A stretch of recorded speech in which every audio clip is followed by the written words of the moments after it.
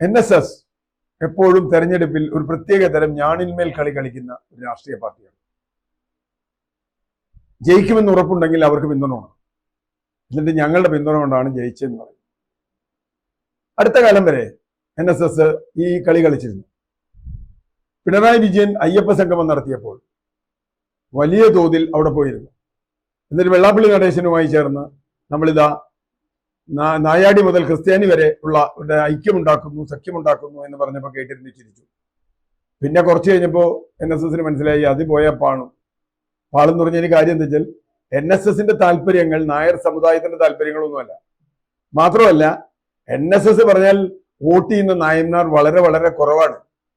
ഞാൻ കണക്കാക്കുന്ന നായന്മാരിൽ നല്ലൊരു പങ്കും ഇപ്പൊ തന്നെ BJP ആയി. കോൺഗ്രസ്സുകാരായിരുന്നു അവര്, BJP ഓൾറെഡി ആയി കഴിഞ്ഞു, കഴിഞ്ഞ തെരഞ്ഞെടുപ്പുകളിലൊക്കെ അവരായി. അപ്പൊ പിന്നെയുള്ള നായന്മാർ കുറച്ചുപേർ ഇടതുപക്ഷത്ത് നിൽക്കുന്നവരും UDFൽ നിൽക്കുന്നവരുമാണ്. അവരെ സംബന്ധിച്ചിടത്തോളം NSS പറഞ്ഞാൽ കേൾക്കേണ്ട കാര്യമില്ല, അവരവരുടെ പാർട്ടിക്ക് വോട്ട് ചെയ്യും. അതുകൊണ്ട് തന്നെ NSS ഏതെങ്കിലും അർത്ഥത്തിൽ ഒരു തീരുമാനമെടുത്ത് കേരളത്തിലെ തെരഞ്ഞെടുപ്പിനെ നിർണ്ണയിക്കാൻ കഴിയില്ല എന്ന സ്ഥിതിയുണ്ട്. പക്ഷേ അങ്ങനെ പറയാൻ പറ്റുമോ? പഴയ കാരണവരല്ലേ, കാരണവസ്ഥാനം കളയാൻ പറ്റുമോ? പൂമുഖത്തിരുന്ന് 3-4 കൂട്ടി മുറുക്കി നാട്ടുകാരോട് കരക്കാരോട് പറയുന്ന ഒരു കാരണവർ എന്നുള്ള ഒരു സ്ഥാനം, ആ കാരണവർ സ്ഥാനം കാണിക്കാനാണ് NSS ഇടയ്ക്കിടയ്ക്ക് ഓരോന്നും ചെയ്യുന്നത്. ഞാൻ നേരത്തെ പറഞ്ഞ അയ്യപ്പ സംഗമത്തിൽ പോയി. ഏറ്റവും ഫലിതമായ കാര്യം ശബരിമലയിൽ യുവതീ പ്രവേശനം എന്ന വിഷയത്തിൽ കേരളത്തെ ഇളക്കി മറിച്ചു. 2 സ്ത്രീകളെ കയറിയുള്ളൂ, പിന്നെ കയറിയില്ല. അത് സുപ്രീം കോടതിയിലാണ്, ഒന്നുമില്ല, സുപ്രീം കോടതി വിധിയാണ്. അതങ്ങനെ NSS കരയോഗത്തിന് തീരുമാനിക്കാവുന്ന ഒരു കാര്യമല്ല. അതൊക്കെ ഉണ്ട്. അന്ന് കേരളം മുഴുവൻ ഇളക്കി മറിച്ചു NSS, അല്ലേ? നമ്മൾ കണ്ടതാണ്, നാമജപ ഘോഷയാത്ര, അങ്ങനെ ഇങ്ങനെയൊക്കെ.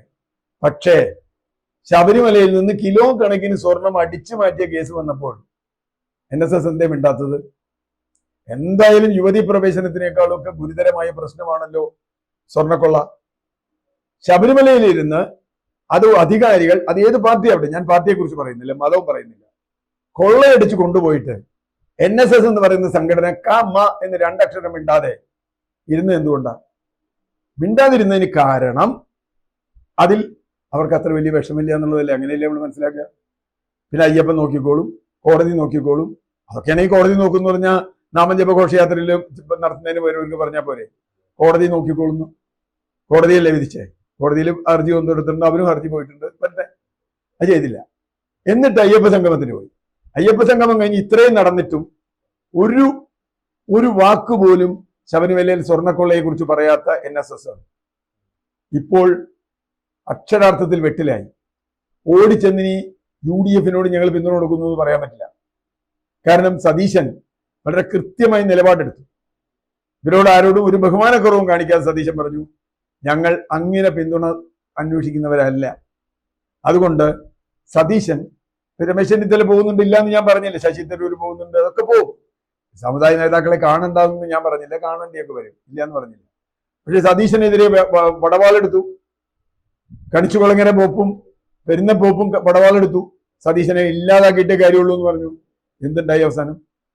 സതീശൻ എന്തെങ്കിലും സംഭവിക്കുമെന്ന് ഞാൻ വിചാരിക്കുന്നില്ല. UDFന് എന്തെങ്കിലും സംഭവിക്കുമെന്ന് ഞാൻ വിചാരിക്കുന്നില്ല. ഇപ്പോ അവസാനം വോട്ടെടുപ്പിന്റെ ദിവസം രസകരമായ നിലപാടാണ്. മാറ്റത്തിന് വേണ്ടിയാണോ തുടർച്ചയ്ക്ക് വേണ്ടിയാണോ എന്ന് ചോദിച്ചപ്പോൾ ആളുകൾ സാഹചര്യം അറിഞ്ഞ് വോട്ട് ചെയ്യും എന്നാണ്. എന്താ ഈ സാഹചര്യം? എന്താ ഇപ്പോഴത്തെ സാഹചര്യം? കേരളത്തിൽ ശബരിമല കൊള്ള പോലെ ഒരു വിഷയം, അത് NSSനെ സംബന്ധിച്ചിടത്തോളം ഏറ്റവും പ്രധാനപ്പെട്ട ഒരു വിഷയം. വിശ്വാസത്തിന് ഇതിലും വലിയ ലംഘനം ഇല്ലാതിരുന്നിട്ടുണ്ട്. ഒരു അക്ഷരം മിണ്ടാത്ത ആളുകൾ പിന്നെ എന്ത് സാഹചര്യത്തെ അനുസരിച്ച് വോട്ട് ചെയ്യണേ? ശബരിമലയിൽ കൊള്ള നടത്തിയ ആളുകൾ വീണ്ടും തിരിച്ചു വരണം എന്ന് പറയാൻ NSSന് പറ്റുമോ? പറ്റില്ല. അവർ മാറണമെന്ന് പറയാൻ പറ്റുമോ? അതും പറ്റില്ല. വല്ലാത്തൊരു അവിയൽ പരുവത്തിലാണ് NSS നിൽക്കുന്നത്. ഇപ്പോ ഗണേഷ് കുമാറുമായി ബന്ധപ്പെട്ട വിഷയം, പത്തനാപുരത്ത് ഗണേഷ് കുമാറിനെ പുറത്താക്കലും അകത്താക്കലും അങ്ങനെ പല കലകളിൽ നടക്കുന്നുണ്ട്. അതിന് കാരണം എന്താ?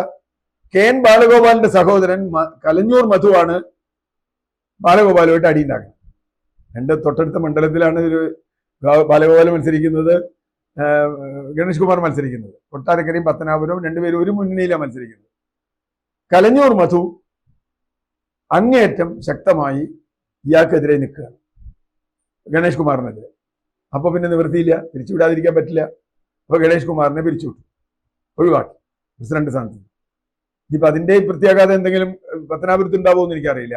എന്തായാലും NSS ഈ തെരഞ്ഞെടുപ്പോടുകൂടി എല്ലാവർക്കും മനസ്സിലാവും ഒരു ഗതിയില്ല.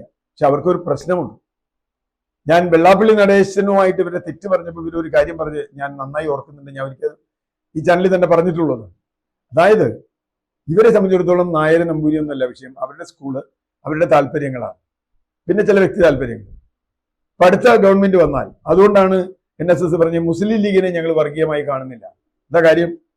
അടുത്ത ഗവൺമെന്റ് വന്നാൽ മിക്കവാറും മുസ്ലിം ലീഗുകാരായിരിക്കും വിദ്യാഭ്യാസ മന്ത്രി.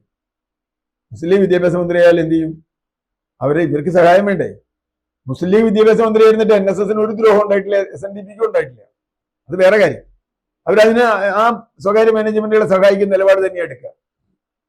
പക്ഷേ ഇനിയിപ്പോ മന്ത്രിസഭ മാറി വന്നാൽ അവരുടെ അടുത്ത് പോയി പറയണ്ടേ ഞങ്ങളെ ജയിപ്പിച്ചെന്ന് നിങ്ങളെ പറയാൻ പറ്റും. അതുകൊണ്ടാണ് ഒരു അഴകുഴമ്പൻ നിലപാട് ഇപ്പൊ എടുത്ത് കാര്യങ്ങൾ അറിഞ്ഞിട്ട്, അത് അറിഞ്ഞു ചെയ്യാൻ നായന്മാർക്ക് അറിയാലോ. നിങ്ങളുടെ സംഘടനയിൽപ്പെട്ടവർക്ക് ഇന്നത്തെ രാഷ്ട്രീയം നോക്കി വോട്ട് ചെയ്യാൻ അറിയാമേ. നിങ്ങൾ എന്തിനകത്ത് പറയണേ? NSSന്റെ രാഷ്ട്രീയ ഇടപെടൽ ശേഷി തീർത്തും ഇല്ലാതായിരിക്കുന്നു SNDP എന്നതുപോലെ.